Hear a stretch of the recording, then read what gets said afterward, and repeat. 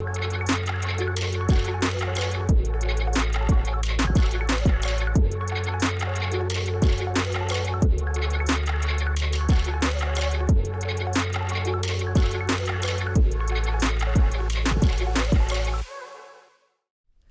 novela negra tiene varios representantes destacados en la literatura extremeña. Uno de ellos es el escritor con el que vamos a charlar hoy, Luis Rosso. Nacido en Moraleja en 1988, se ha convertido en apenas 10 años en una referencia en el panorama de la novela negra nacional. Hoy nos hemos acercado a pocos kilómetros de su tierra natal para charlar con él de literatura en un lugar donde la realidad se confunde con la ficción. ¿Qué tal, Luis? ¿Cómo estás? Muy bien, ¿y tú qué tal? Muy bien, encantado de conocerte, de saludarte. Hoy para nosotros es un día especial en las entrevistas de Lady Rock. En primer lugar porque vamos a comenzar, no vamos a montar un set como hacíamos antes, sino que vamos a entrevistarnos andando, y eso pues también es un desafío para mis compañeros José Gómez y Salvador González. Y en segundo lugar porque vamos a hacer la entrevista en el lugar donde está ambientada no tu última novela, sino tu anterior novela, El crimen de Malladas, y precisamente nos encontramos aquí. Luis, para alguien como tú, que eres de un pueblo muy cercano aquí, el meterte en una trama tan compleja como la del crimen de Malladas tuvo que ser una experiencia realmente intensa y muy personal. Sí, como tú dices, al final es muy personal. Malladas está a unos 8 o 10 kilómetros de Moraleja, es decir, pertenecía a Moraleja. Esto está a 10 kilómetros de la puerta de mi casa.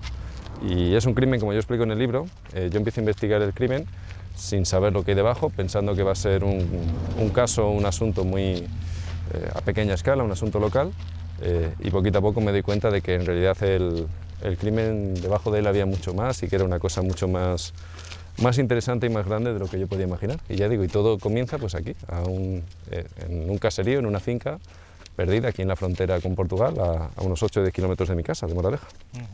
Luis, no sé si te identificas mucho con los calificativos que a veces se ponen en la literatura, y te consideras realmente un escritor de literatura negra, o simplemente te consideras un escritor. No, sin yo adjetivos. No, yo me considero un escritor. De hecho, aunque yo había escrito un par de libros de novela negra, este libro en concreto, el que estamos hablando hoy, el de Malladas, ya digo, llega a mí porque esto ocurre muy cerquita de mi casa. Al final yo llego a la novela negra casi de casualidad. Yo había escrito varias novelas, varios borradores de novela que no eran novela negra, y digamos, pues hice una novela negra sin saber muy bien el motivo. Mi primera novela, Aguacero, que se publica en 2016, tuvo bastante éxito, y a partir de ahí ves como, a la gente le gusta lo que hago, yo veo que se me da bien, me he encontrado algún caso como este de Malladas aquí cerquita de casa, y ya está. Pero bueno, yo me considero escritor porque no me cierro solamente a la novela negra, y no sé si más adelante en el futuro haré otra cosa. En Extremadura, de todos modos, no es un mal lugar para la novela negra. Hay personajes como Eugenio Fuentes, Susana Martín Gijón, sí. Estás tú, que además llevas la dirección y el impulso del certamen Gata Negra, ¿no? de novela negra en Extremadura. ¿Crees que se vive un buen momento aquí, en nuestra tierra? Sí, ahora mismo sí. Como tú bien dices, pues ahora tenemos a Eugenio Fuentes, a Susana Martín Gijón, yo, la parte que me toca, y algún autor más. Pero estamos hablando de que el panorama ha cambiado en los últimos 6-7 años.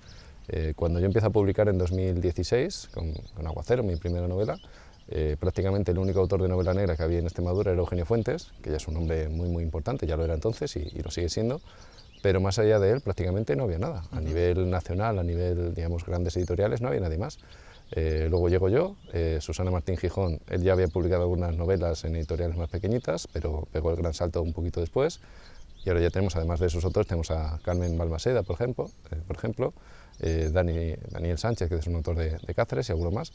Y como tú bien dices, tenemos el Festival Gata Negra, que precisamente soy el director y lo fundé justamente porque no había ningún festival parecido en Extremadura, y éramos la única comunidad autónoma de España que no tenía festival de novela negra.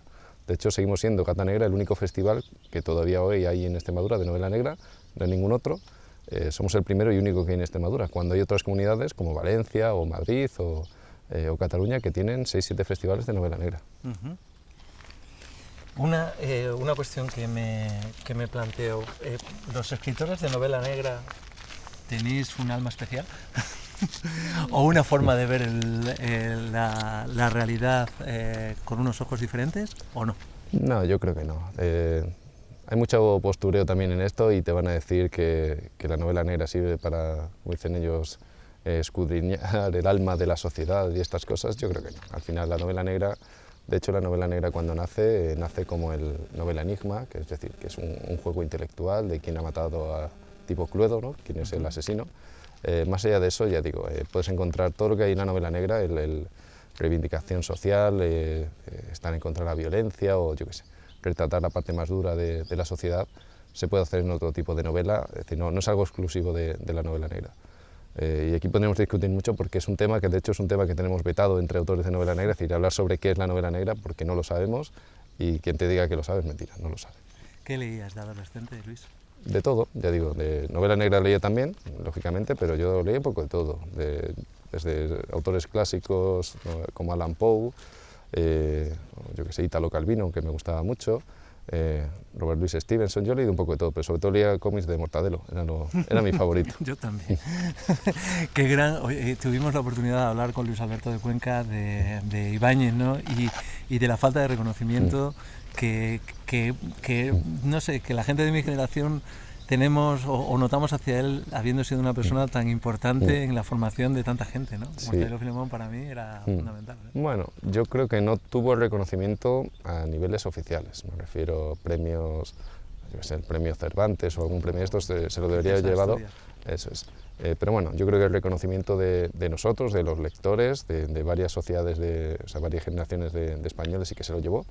Y ya está. Y seguramente es el autor de las últimas décadas en España, casi sin duda es el autor más importante que ha habido en el sentido de que es el autor más leído que ha habido en España en los últimos 50 años. Totalmente. Vamos a retornar entonces al momento en el que publicas Aguacero, que es tu primera novela publicada, que además es premiada y tiene muy buenas críticas, y llega un momento en el que haces una presentación, en muchos sitios haces una presentación en tu pueblo, Moraleja, que como hemos dicho, está a escasamente 10 kilómetros de aquí, y cuando estás en la presentación alguien te comenta que cómo no investigas o cómo no hablas de un crimen que se había cometido aquí, que era el crimen de Malladas, que yo no sé si tú en aquel momento tenías algún tipo de noción de ese crimen. No, precisamente lo comento al comienzo del libro, en la introducción del crimen de Malladas. A raíz de la publicación de Aguacero en 2016, yo hago una presentación aquí en Moraleja y tengo el recuerdo muy grabado de una persona del pueblo, una mujer del pueblo, que me comenta que eso se parece mucho a un crimen que ocurrió aquí en Moraleja pues hace mucho tiempo. Tengo ese recuerdo, lo que pasa que no sé si alguien me lo habría comentado antes o después, porque luego sé que ha habido varias personas más que me lo comentaron durante esos meses, justo al publicar yo el libro, y todo el mundo me ha hablado de eso, del crimen de Malladas, que pasó aquí en Moraleja. Claro, yo lo primero que hice pues, en esos días pues, fue buscar en internet, me salió un artículo académico que reproducía un artículo de Miguel de Unamuno, es decir, había algo de información pero muy poca, y ya digo, yo enseguida lo primero que vi, además muy poquito al buscar, digo, era un crimen terrible con 5 muertos, además claro, yo vi algunos apellidos, me sonaban de gente que era aquí del pueblo, de la zona, y dije, uy, esto, yo no quiero entrar aquí, esto es algo demasiado oscuro, algo demasiado, además demasiado cercano a mí. Y yo dije, bueno, esto no da para, yo no quiero hacer nada sobre esto. Un poquito más adelante, unos años después, ya sí que me pongo a ello, pero igualmente yo lo hago... Hay 2 libros en medio, o sea, publicas Primavera Cruel y y Todos los demonios. Y Todos los demonios. Sí, y Durante la nevada. Realmente son tres libros. Eso es. Eso te da buena idea de las pocas ganas que tenía yo de escribir sobre esto. De hecho, ya digo, pasan varios años y ya digo, yo de vez en cuando buscaba alguna información y tal, y yo me daba cuenta de eso, de que esto era demasiado oscuro y que era... Yo de esto no quería escribir precisamente porque no quería tampoco tocar la fibra y sobre todo porque yo pensaba que no daba para más. Pero te vas metiendo y lo que descubres es realmente un entramado mucho más allá de la comisión de un crimen injusto. Si te parece, vamos a relatar un poco, aprovechando que estamos aquí en este lugar icónico. En un momento determinado, hace 110 años, aproximadamente en 2015, se produce el asesinato de 5 personas. Sí, 1915. 1915, Eso perdón, es. he dicho, no sé lo que he dicho. 1915 se produce el asesinato de 5 personas, de un hombre, 2 mujeres, una de ellas embarazada, 2 niñas, y además queda herido un niño de 4 años y bueno, y un recién nacido que queda Ileso. absolutamente ileso.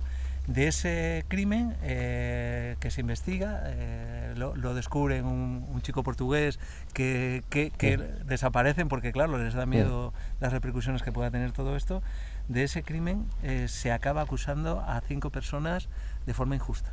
5 personas que están a casi 200 kilómetros de aquí, en un pueblo de Salamanca, Moras Verdes, porque uno de los niños parece que dice la palabra Lucio, que se confunde con Lucindo, que es uno de los que tiene un grupo de agricultores o una partida de agricultores, en donde hay también una persona dentro de ese grupo que es un poquito más pendenciera o que tiene una peor fama, que es Jorge Bodón, y entonces pues se pone el foco en ellos y sin encomendarse a Dios y al diablo se les asigna el rol de asesinos, ¿no? Eso es. Como tú bien dices, aquí ocurre un crimen terrible, ¿vale? Luego hablamos del sitio donde ocurre exactamente, pero este crimen, lo más terrible del crimen, que ya de por sí fue bueno, horroroso, como tú bien dices, mataron a hachazos a 5 personas, entre ellas 2 niñas pequeñas y una mujer embarazada, pero lo más horroroso del crimen no fue el crimen en sí mismo, sino todo lo que vino después, es decir, el hecho de que acusaran injustamente a 5 jornaleros aquí de Moraleja, que estaban pues eso, a casi 200 kilómetros de aquí, en la provincia de Salamanca, que había testigos y varias personas importantes que atestiguaron que esta gente estaba lejos de aquí. Aún así se continúa adelante con el proceso contra ellos y los acusan, ¿vale? Fue una farsa, es decir, todo el proceso judicial fue una farsa. De hecho, en todos los periódicos y los abogados defensores y digamos la gente del pueblo, todo el mundo sabía que era una farsa, todo el mundo sabía que esta gente era inocente. Hasta el propio fiscal, ¿no?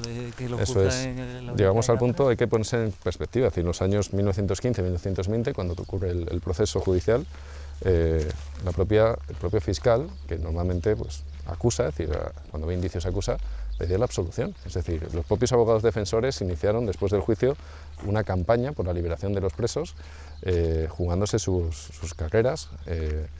¿Y por qué lo hicieron? Pues porque sabían que eran inocentes, ¿vale? Es decir, ya digo, lo más gordo del crimen, y fíjate que el crimen fue horroroso, fue todo lo que vino después, es decir, toda la manipulación mediática en los medios, toda la manipulación del sistema judicial. No hay que perder de vista que estamos en 1915, 1920, en los últimos años de la restauración borbónica, y son unos años en los que la justicia, el sistema de justicia en España no tenía nada que ver con lo de hoy, o sí, bueno, eso ya que cada uno eche sus cuentas, pero claro, estamos hablando de que son los años del crimen de Cuenca, el famoso crimen de Cuenca en el cual ni siquiera hubo crimen, ¿vale? La Guardia Civil descubrió al supuesto asesinado, atrapó a un asesino y le culpó de un crimen cuando ni siquiera había habido crimen, y las dos personas a las que atraparon llegaron a confesar que habían matado a esa persona desaparecida. Es decir, confiesan que habían matado a una persona y no es ya que no lo hubieran matado, es que ni siquiera había ocurrido un crimen. El crimen de Cuenca se destapó precisamente porque el muerto estaba vivo, se descubrió que todavía es una farsa y que la Guardia Civil había torturado a estas 2 personas hasta que confesaron un crimen que no habían cometido. Ya digo, eso es siempre, yo siempre comento el crimen de Cuenca para que la gente que lo suele tener en la cabeza se haga una extrapolación y se den cuenta de en qué época estamos. Es decir, en el crimen de Cuenca no hubo crimen, ¿vale? Ni siquiera hubo crimen, a pesar de que hubo condena a 2 personas que llegan a confesar que ellos son culpables, ¿vale? Pues este es el contexto del crimen de Malladas, es decir, tenemos a 5 jornaleros que son acusados, procesados por un crimen y condenados por un crimen que no habían cometido y que todo el mundo sabía que ellos no habían cometido. La diferencia está que en el crimen de Malladas sí que había ocurrido un crimen, de hecho un crimen horroroso, muy grave, justamente aquí en este caserío. Se puede entender que hubo 10 víctimas evidentes, ¿no? Además de la familia de todos, 10 víctimas que son los 5 muertos más los 5 acusados injustamente, y toda la familia de los acusados, porque la familia de los acusados tuvieron que, primero eran los que sustentaban la economía familiar, se ven las acusaciones, el desprecio de la gente, porque además en Moraleja la mayoría de la gente cree la versión oficial. Hay hasta un romance que se canta donde queda muy claro, según ellos, o se afianza esa versión oficial, y se produce esa terrible sensación de injusticia de la que intenta salvarle un personaje que es fundamental en tu novela, que es Manuel Tero, el abogado. Eso es. Bueno, aquí en el pueblo, realmente lo que es el pueblo en sí sabía perfectamente que no eran culpables. Otra cosa es que, como tú dices, ellos intentaban, la acusación intentaba imponer la versión oficial a través de, entre otros, además de controlando los periódicos de la provincia de Cáceres. Hay una diferencia enorme entre los periódicos de la provincia de Cáceres y los de la provincia de Salamanca. Los de la provincia de Cáceres, casi todos, difunden la versión oficial, que se difunde también a través de un romance, romances de ciego, a pesar, digamos, que el pueblo llano, para entendernos, la gente del pueblo sí que sabía cuál era la realidad. De hecho, ellos hacen coincidir el juicio, además, con San Juan, con las fiestas de Coria, para que así la gente esté, digamos, distraída con la fiesta y no estén pendientes del resultado del juicio. Y hasta ese punto llega digamos, la manipulación o el intento de imponer una versión que no era real. Y como tú dices, cuando yo presento el libro siempre digo que el libro debería haberse acabado en el momento que ellos los condenan. A estos 5 jornaleros los condenan a cadena perpetua por este crimen que no habían cometido. De hecho, los condenan a cadena perpetua cuando deberían haberlos condenado a muerte. Pero la acusación rebaja la petición de pena en el último momento porque sabía que el jurado estaba manipulado, comprado, amenazado. El jurado no iba a condenar a muerte a 5 inocentes. ¿Vale? Entonces, rebajan la petición de pena para que el jurado no tenga tantos reparos en condenar solamente a cadena perpetua a 5 inocentes. Y te decía que aquí debería haber acabado el libro y debería haber acabado el caso. Es decir, 5 inocentes que no le importan a nadie, 5 jornaleros aldeanos, y 5 víctimas que también son criados aquí de una finca. Es decir, son gente que no le importaba a nadie. ¿Vale? La clase baja, la clase más baja que había, jornaleros, gente del campo. El libro debería haberse acabado aquí, 5 muertos que no importan a nadie y 5 presos, 5 condenados a cadena perpetua que no importan a nadie.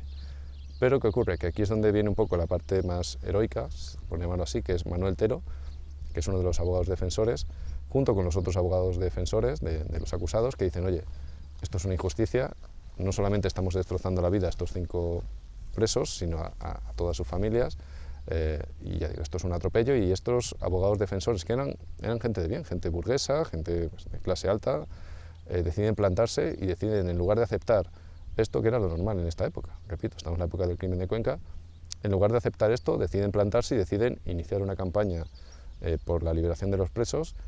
Llegan a ir primero inician la campaña en Salamanca, recogen apoyos de personalidades y políticos de Salamanca, y de ahí se van, viajan a la capital de España, a Madrid, y llegan al punto de reunirse con el presidente del gobierno y con el ministro de Justicia.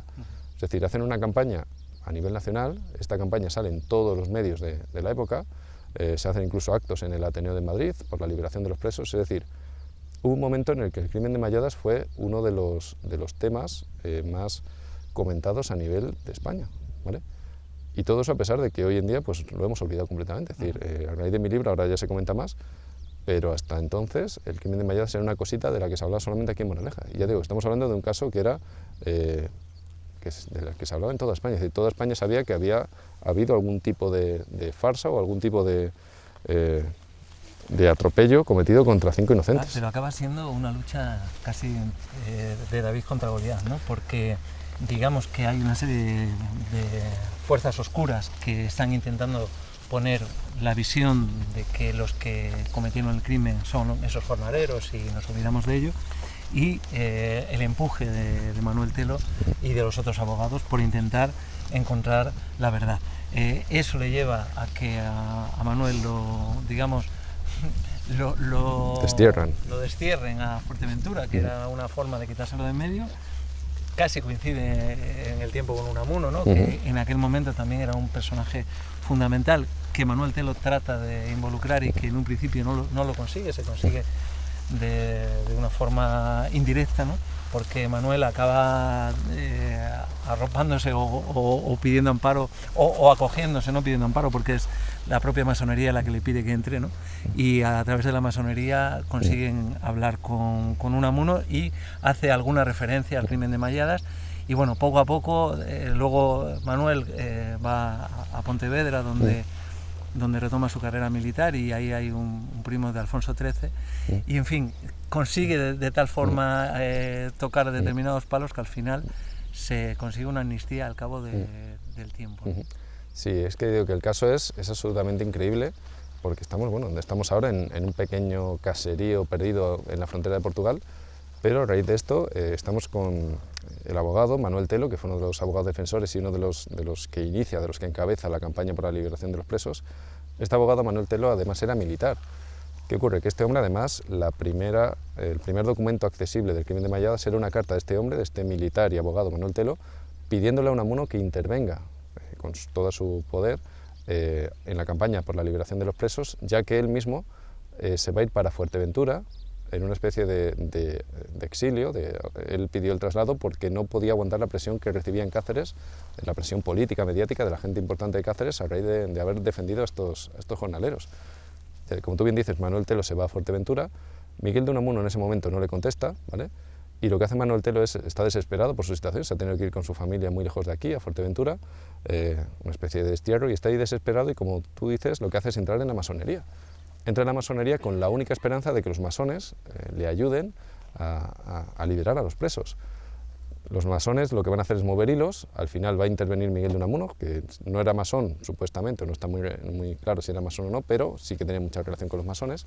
Entonces Miguel de Unamuno llega a este caso, al caso de Malladas, e interviene. ¿Interviene cómo?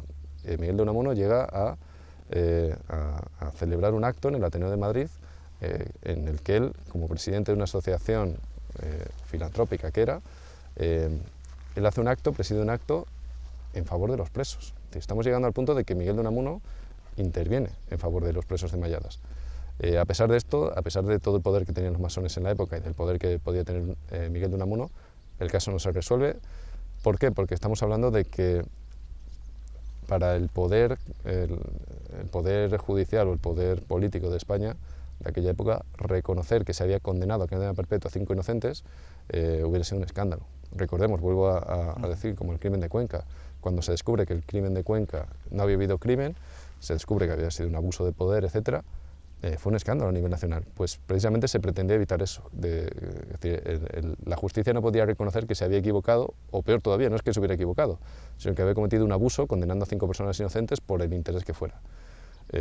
Como no se le podía reconocer esto, lo que se hace es, Manuel Telo, como tú decías, contacta con un primo del rey, que era amigo suyo, y este primo del rey contacta directamente ya con el monarca, con Alfonso XIII, y finalmente es Alfonso XIII, cuando se entera del caso y se lo cuentan, decide conceder no una amnistía, no una liberación de los presos, sino una conmutación de pena, que significa que los presos iban a pasar todavía 2 o 3 años más en prisión, pero que, bueno, que podrían por lo menos salir a la calle.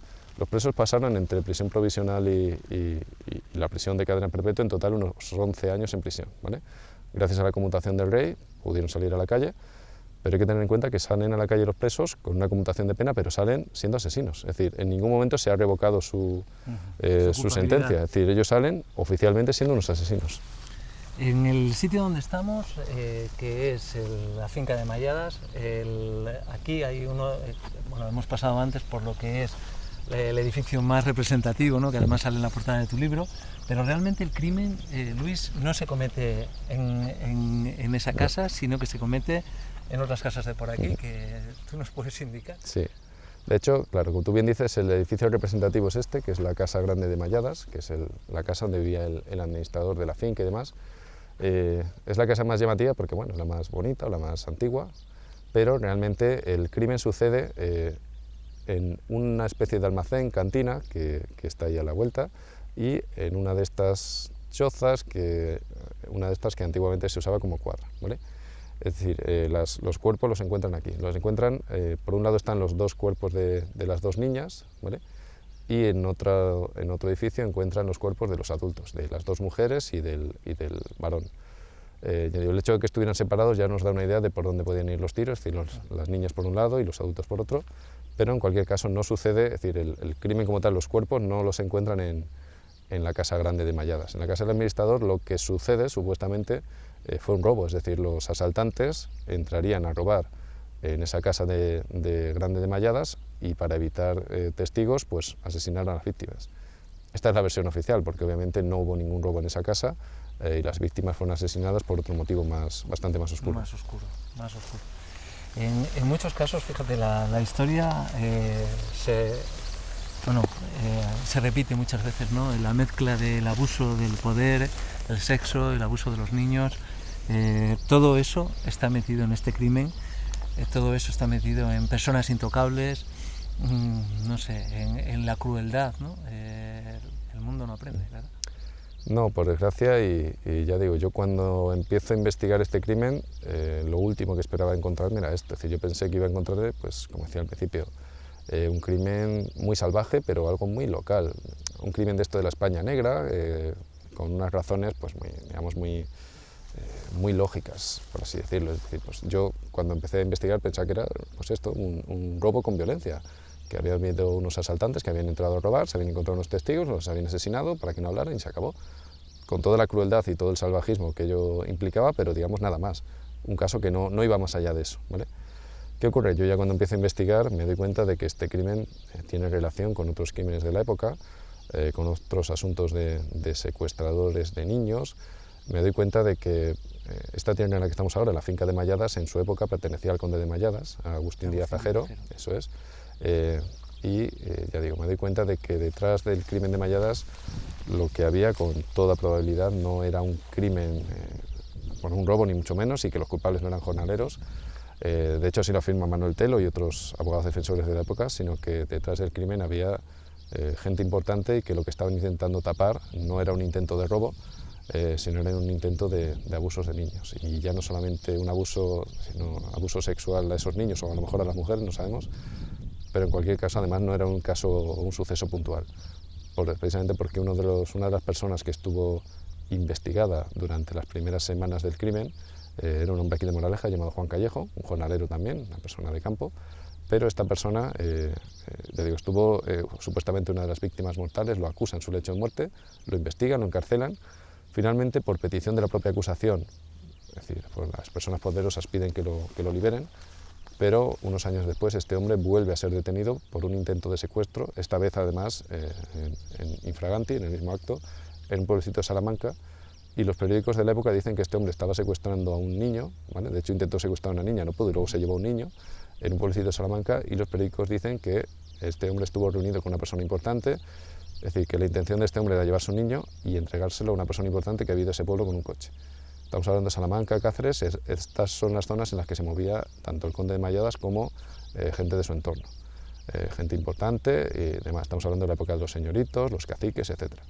Es decir, luego se encuentra en el bolsillo también una. Y luego además, es que por eso digo, estamos hablando, eso es de un jornalero de Moraleja que estuvo implicado en Malladas, por lo menos fue señalado por una de las víctimas como posible culpable. Se fue a América eso es, que según los periódicos estuvo en América unos años, posiblemente porque le pagaron un pasaje para que se quitara de medio, que luego lo detienen infraganti, deteniendo a unos niños en Salamanca para entregárselos a un hombre importante, y que además, para colmo de males, lleva en el bolsillo anotado una dirección en Madrid, en la calle Hilarión Eslava, en la cual unos meses antes habían desaparecido tres niñas, las famosas niñas de Hilarión Eslava, que fueron tres niñas que desaparecen en los años 20, allí en una calle de Madrid, que entonces era las afueras. Estas niñas desaparecen, las van a encontrar unos años más tarde, enterradas en el suelo, en un solar, según la versión oficial habían caído como en un agujero, en una sima y en este solar. La versión oficial de los años 20, que ya digo que son versiones oficiales que nada tienen que ver seguramente con la realidad.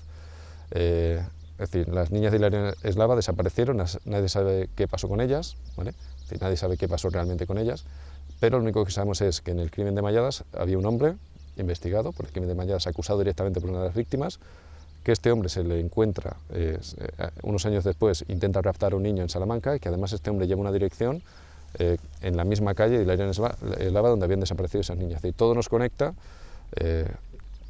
con esto, con el tema de abusos de niños, de raptos de niños, porque además la calle Hilarión Eslava de Madrid estaba muy cerca de la residencia del conde de Malladas en Madrid. Es decir, los indicios son bastante claros. Eso, y yo lo digo además en el libro muy claro.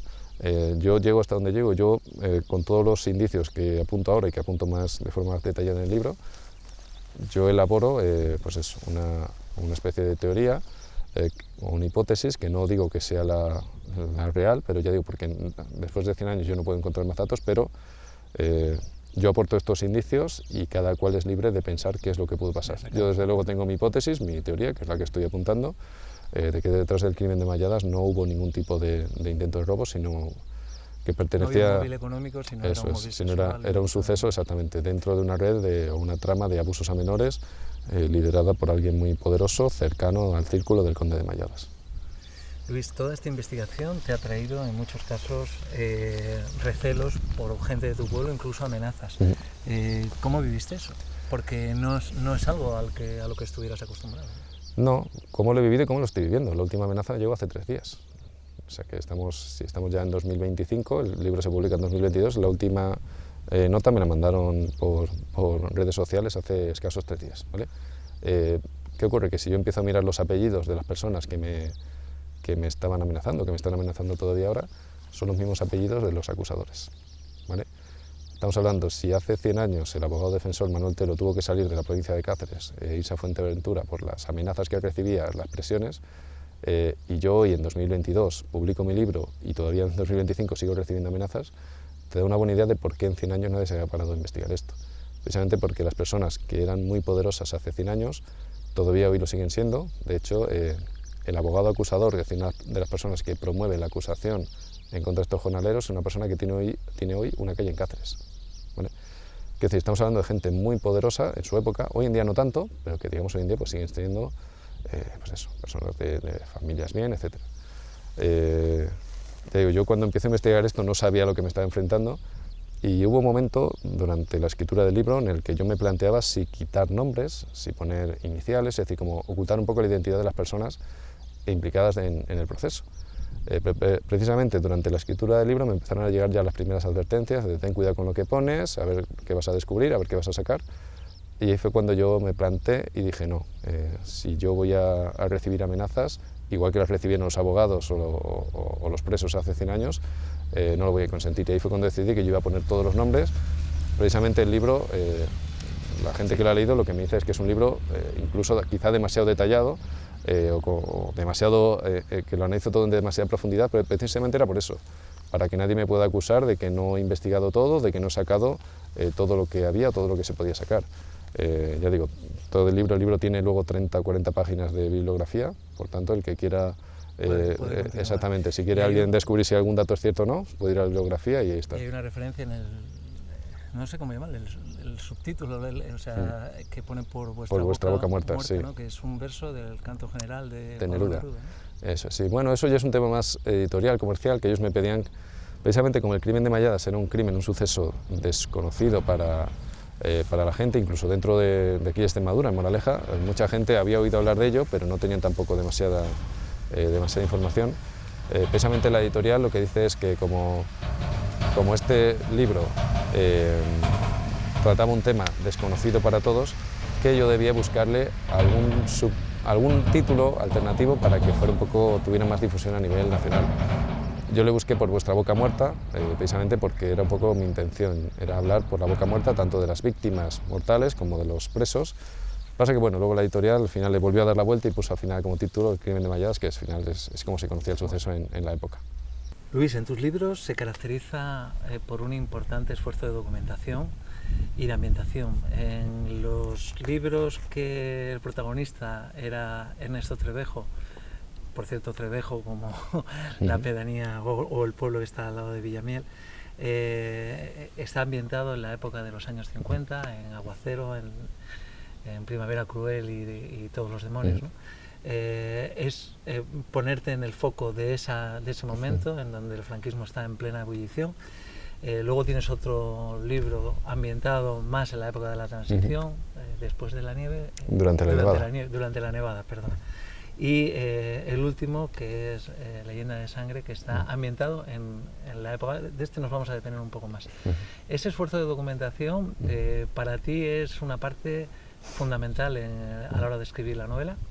Sí, al final te comentaba al principio que si yo me sentí autor de novela negra, bueno, yo escribo novela negra, pero yo me gusta mucho también la historia y me gusta bucear en hemerotecas y comprender un poco el mundo en el que estamos y como tú dices, yo tengo la saga del inspector Ernesto Trevejo, que se ambienta en los años 50, años 60, plena dictadura, porque a mí me resultaba interesante colocar a un investigador, a un detective, un policía del franquismo investigando crímenes, digamos con todo lo que ello conlleva, es decir, que tenemos a un policía, un detective que trabaja para una dictadura, ya digo, creando ahí pues una suerte de claroscuros que vienen muy bien, son muy interesantes desde el punto de vista literario. Posteriormente tengo Durante la nevada, también ambientada en el año 78, 79, es decir, que es historia, bueno, historia más cercana, pero sigue siendo historia. Y luego tenemos El crimen de Malladas, que obviamente sale en 1915, y Durante la nevada, que es en 1920. Digamos que haces ese esfuerzo de adaptarte a esos momentos concretos que son además tan distantes, ¿no? Porque la transición también es un momento muy particular en la historia de España, ¿no? Sí, eso que decía, que al final uno como escritor va buscando contar historias, pero además contarlas pues, en contextos interesantes o que desde un punto de vista literario sean interesantes. Tanto la transición como la dictadura o como en Leyenda de sangre, que son los años 20, son momentos históricos interesantes en España y que a mí me resultan atractivos porque al final yo siempre digo, lo que te gusta como lector pues es lo que te apasiona también como escritor. Entonces a mí bucear en la historia, tirar de hemeroteca, de archivos, es algo que a mí me gusta y yo creo, quiero que esa pasión se refleje en los libros, independientemente de que luego pues bueno, todo esto se enzarza o se enhebra en una historia criminal, una investigación, pero ya digo, al final los géneros son muy fluidos y yo siempre digo que yo soy autor de novela policíaca con un punto de novela histórica. Tienes varios perfiles que confluyen en ti para ser un escritor como este. Yo, por ejemplo, en el trabajo de Malladas hay un importante esfuerzo casi periodístico, ¿no? De investigación casi periodístico, pero también tienes una parte importante de inspector, de policía y eres filólogo. ¿Con qué faceta te quedas? Escritor, filólogo, inspector de policía, periodista. Pues con una que no has mencionado, que es la que me da de comer, que es ser profesor, profesor de secundaria. Claro, al final yo tengo muchas facetas como autor, como tú bien dices, pues eso, hombre, no historiador, que un historiador es otra cosa distinta, pero bueno, persona apasionada de la historia, escritor de novela negra, periodista en el sentido del crimen de Malladas, director de un festival de novela también, incluso, es decir, gestor cultural. Son muchas facetas, pero al final a mí la faceta que me lleva a mí más horas es la de ser profesor de secundaria, filología, haber estudiado filología, haber sacado la oposición. Y ya digo, yo por eso no soy un escritor, o sea, yo me considero más bien un profesor que luego escribe. Luego, si de aquí a unos años consigo invertir los términos y dedicarme más profesionalmente a la escritura, pues estupendo. Pero yo a día de hoy lo que a mí me da de comer y mi profesión es la enseñanza. Y compaginar la labor educativa con lo que conlleva con la escritura, yo sé, te he oído que realmente eres un escritor rápido, ¿no? Eres un escritor que desenvuelve las novelas en relativamente poco tiempo, pero conllevar todo eso con el proceso de la enseñanza no debe ser fácil. No, no es fácil, sobre todo por un lado porque a nivel mental la enseñanza cansa mucho, tú sales de dar clase con los chavales y acabas mentalmente agotado, y luego ya pues desde el punto de vista práctico, porque al final sí que es verdad que los profesores tenemos las tardes libres, o casi todas las tardes, o ahora julio y agosto, y a mí esos son momentos en los que me da oportunidad de escribir o de viajar, pero claro, el resto del año es muy complicado y sobre todo duele mucho cuando te invitan a algún festival o algún sitio al que te gustaría ir y no puedes ir porque estás trabajando, o eso, al final cuando te levantas por la mañana dices, pues hoy me apetece escribir y no puedo. Pero bueno, es como todo, al final la escritura es una pasión, se hace porque te gusta, por afición. Luego, pues si el que tiene suerte y consigue llevarlo a un nivel profesional, pues estupendo, pero para entendernos, no hay nadie que se saque una oposición de escritor. Tú escribes y si te va bien, bien. Es muy complicado y muy frustrante a veces por eso, porque hay momentos en los que te gustaría dedicarte a escribir o te gustaría dedicarte a viajar, a investigar, y bueno, pues tienes que ocuparte de tus quehaceres diarios.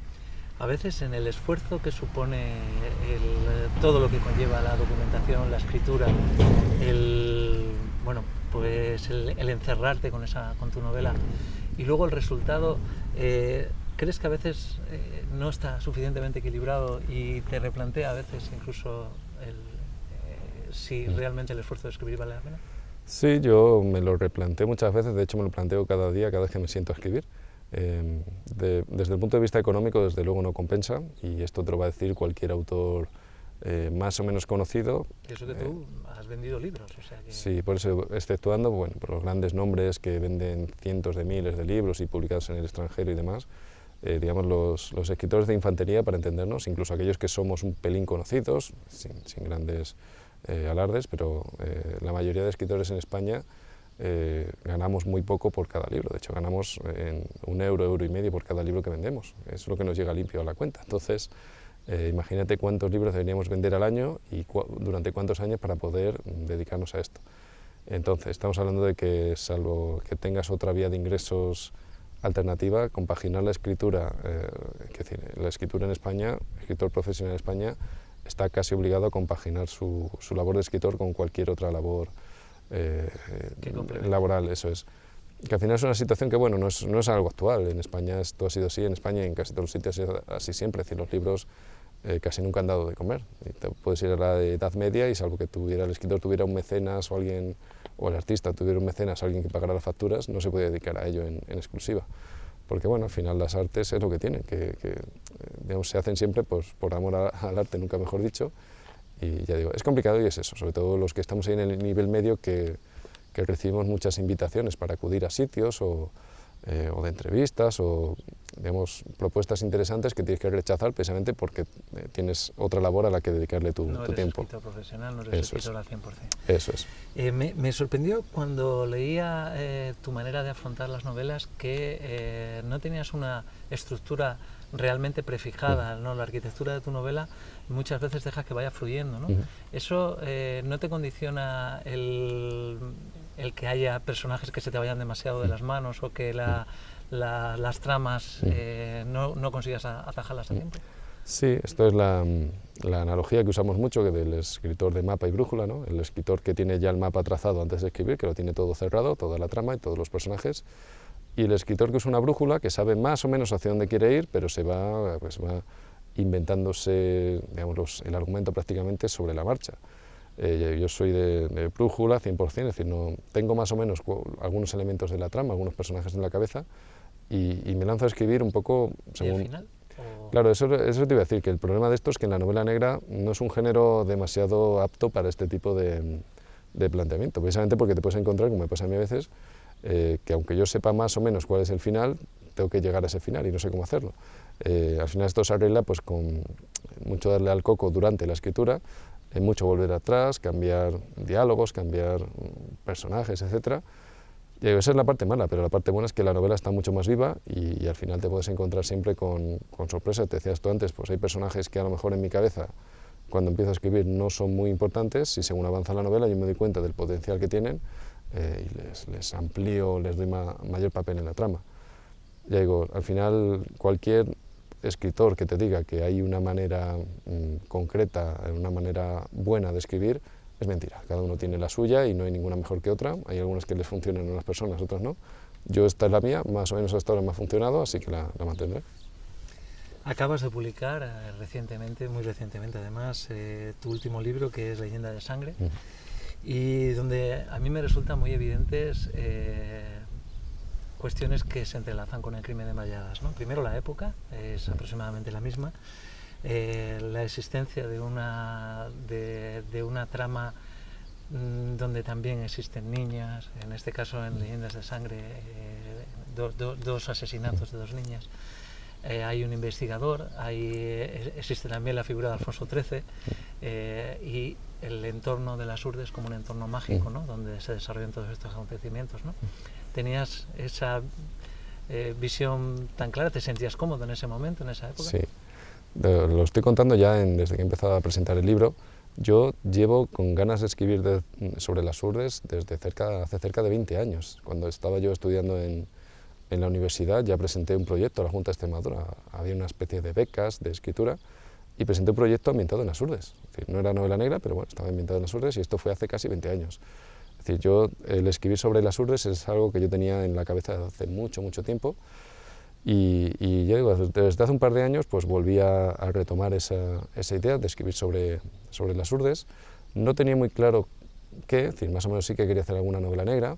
Tengo ahí algunos borradores, algunos capítulos ambientados en la actualidad y en un momento tirando de hemeroteca, como bien dices, con el tema de Malladas, me encontré con un crimen real ocurrido en 1920 y fue ese momento en que dije, anda, un crimen real sin resolver, además un crimen terrible, una niña que descuartizaron para alguna especie de ritual de sanación. Y como tú dices, es como que de ese momento me encajaron todas las piezas y dije, mira, un crimen real, como el de Malladas, en Las Hurdes, Extremadura, una zona que yo conozco, que además pues, había trabajado ya también cuando Malladas, en una época que conocía bien, la época de la Restauración, Alfonso XIII, y además pues es un crimen que por la propia naturaleza, el ritual de sanación, los sacamantecas, las brujas, y ahora como que me encajaron todas las piezas de pronto. Y ya digo, una vez que estaban todas esas piezas, el libro me salió muy rápido, precisamente por eso, porque estaba todo, era lo que yo llevaba buscando mucho tiempo. Y ya digo, no sé si este libro lo podría haber escrito otro autor, otra autora, pero era cuando una vez que lo tenía yo en la cabeza dije, este libro es para mí, te encajan todas las piezas de todo lo que había hecho yo como autor hasta entonces. Ahí se mezclan el personaje del sacamantecas, ¿no?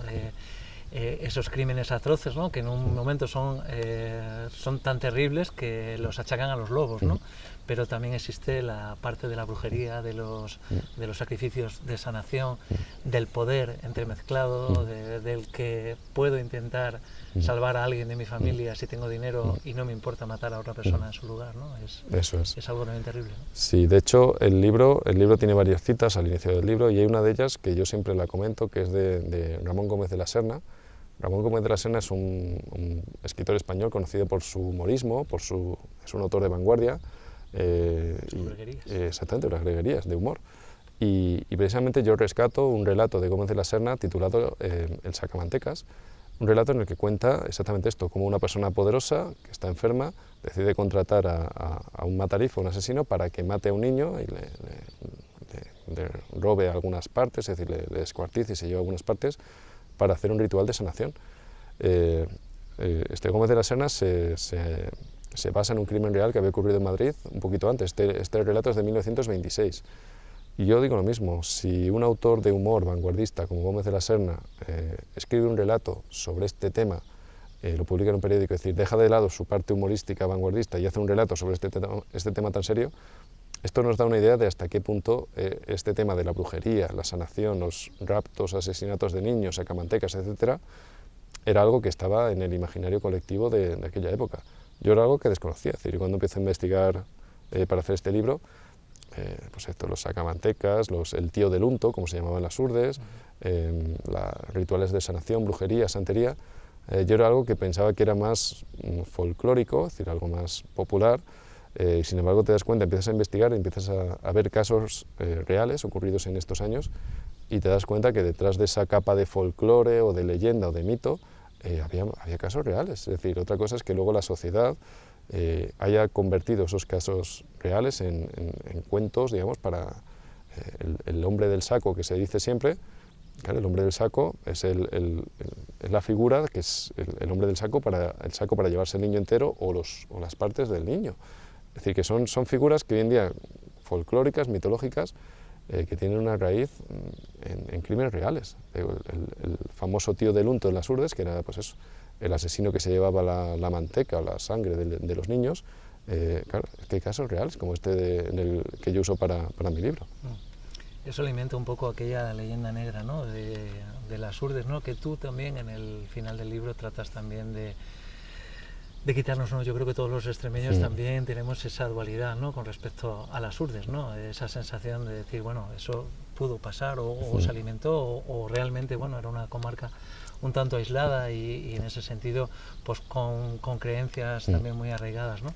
Pero que ya no tiene nada que ver con las Hurdes actuales. Había una cuestión que me llamaba la atención porque tú eres muy hábil en los diálogos, ¿no? En tus novelas hay las características de que utilizas capítulos cortos, con lo que le da mucha agilidad al texto, y luego utilizas mucho el género del diálogo con el que te desenvuelves muy bien.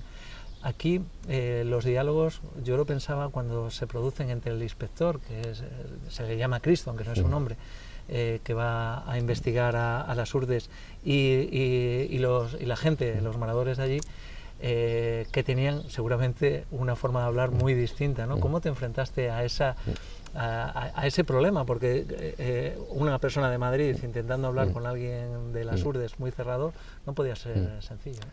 Bueno, esto es una cuestión, un problema más técnico, digamos, técnico me refiero a nivel editorial que otra cosa. Yo siempre, vamos, lo llevo diciendo ya desde que he empezado a mover este libro, que cualquier lector simplemente coja un libro ambientado en Cádiz o en Sevilla, por ejemplo, y mire a ver cómo son esos diálogos. Cualquier autor o cualquier editorial tiene que plantearse dos opciones, es decir, o bien reproducir el habla de los personajes que hablan pues, en andaluz o incluso en el caso de México o Colombia, es decir, tenemos dos opciones, o reproducir exactamente el habla de estos personajes o atenernos a, pues, bueno, a las convenciones literarias de que es mantener un castellano estándar. Ya digo, cada autor tiene que pelear con esto y resolverlo de la manera que considere conveniente. Yo sí que creía que era importante que apareciera el dialecto, el habla jordana, ¿vale? Entonces hay varios momentos, varias escenas en las que el inspector, este Cristo, no se entera demasiado bien de lo que le dicen o digamos, yo reproduzco cómo ¿Cómo él escucharía eso lo que es, estaban cómo hablando hablaría, y cómo lo traduce? eso es, cómo más o menos reproduzco cómo pues eso, el habla jordana, cómo se escucharía en realidad lo que está diciendo el personaje. Lo que pasa que luego yo cambio al castellano, a la lengua estándar, cambio al castellano estándar, porque hay que pensar que al final, digamos, un libro escrito totalmente en un habla, un dialecto muy concreto, pues en este caso de Extremadura, tendría un recorrido muy corto, porque una persona de Barcelona o de México o de Argentina probablemente no se enteraría muy bien, pero precisamente, bueno, uno de los hitos de la lengua castellana es precisamente el poder permitirnos comunicarnos no solamente dentro de España, sino con países de Hispanoamérica, usando una variedad estándar, por lo menos en la escritura. Eso no quiere decir que luego a la hora de hablar hay que respetar y proteger los distintos dialectos. De hecho, bueno, es algo que está en la Constitución, además. Pero bueno, ya digo que eso es una solución a nivel técnico-literario que no solamente tengo yo con este libro, sino yo, cualquier libro ambientado en Andalucía, por ponerlo aquí cerquita, el autor y la editorial van a tener que plantearse qué hacer con el acento. Luis, en el proceso de investigación de este libro, llegaste a encontrarte con gente que hablaba de estas brujas, como Minerva, que aparece en el texto, sanadoras. ¿Existían, llegaste a documentar ese tipo de personajes? Sí, existir, bueno, a ver las ailas, ¿no?, como dicen en Galicia. Y sí, yo he hecho varios viajes a las Urdes en el último año y medio. He intentado, eso sí, mantenerme un poco, digamos, al margen,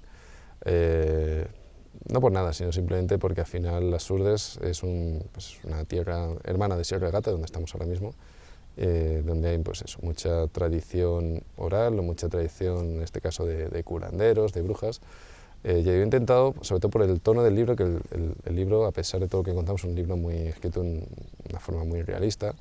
Entonces he intentado mantener un poco al margen de hecho hay un personaje que es el doctor Álamo, que es el contrapunto a todos estos mitos y leyendas de las Urdes, que él, digamos, es un doctor, una persona con una mente científica, eso es, y que él, digamos, tiene muy claro que todos estos, la superstición es algo, él lo dice así además en algún paraje, o sea, en algún pasaje del libro, que toda esta superstición, los curanderos santeros normalmente no son dañinos, pero que bueno, pues en el caso de esta niña, pues hay que sí que alguien se ha pasado y ha hecho,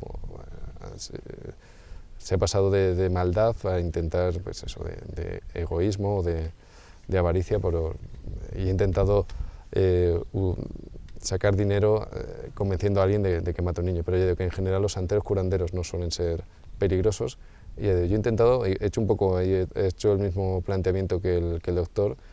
He intentado, precisamente porque las Urdes al final están muy tratadas desde este punto de vista, desde el punto de vista mitológico, mágico, y yo he intentado salirme un poco de ahí, he intentado hacerlo, es decir, a pesar de que el libro, todo este trasfondo de brujas es el trasfondo del libro, he intentado que el libro no fuera, pues eso, un libro en el que hubiera magia, o en el que no, he intentado hacerlo un punto de vista, es decir, más histórico, es decir, pues eso, hay un crimen real, y hay un investigador que va a este lugar, a las Urdes, a hacer un crimen, o sea, a investigar el crimen de forma real. Pues yo para mi documentación he tirado más que hablar con gente allí, que también lo he hecho, pero sobre todo ha sido pues eso, mucha hemeroteca, ya digo, mucha documentación para dar la impresión de que el lector que entre, pues eso, más que un cuento un cuento de ancianas o un cuento de brujas, pues se dé cuenta de, pues eso, que es como un toque más realista, que al final, bueno, es un poco la novela negra, en este caso es un poco así. Pero realmente son cosas que existieron, que pasaron, y como siempre también está el poder, en muchos casos detrás, el dinero y los engaños, ¿no? Como es en toda la vida. Ahora mismo, Luis, que estás en plena promoción de este libro, ¿tienes en mente una nueva historia, una nueva novela? ¿Le estás dando vueltas o prefieres desconectar ahora y centrarte más en esta promoción y esperar? No, bueno, estoy ahora mismo estamos a punto de sacar el Festival Gata Negra, pero cuando acabe con esta promoción estoy ya escribiendo el siguiente libro, que además también se ambientará sobre un crimen real ocurrido en Extremadura, pero prefiero no dar muchos detalles al respecto, porque lo veréis en los siguientes meses. O sea que estás en plena ebullición también creativa. Ahora mismo estoy en plena fase de documentación, será un crimen real también ocurrido en Extremadura. Fenomenal. Bueno, Luis, pues te deseamos mucho éxito, te agradecemos mucho que hayas tenido la paciencia de venir hoy un día tan caluroso, pero ha sido realmente interesante estar contigo en el lugar en Malladas y aprender un poco más del proceso creativo de un escritor como tú. Muchísimas gracias. Muy bien, gracias a vosotros, ha sido un placer. Gracias.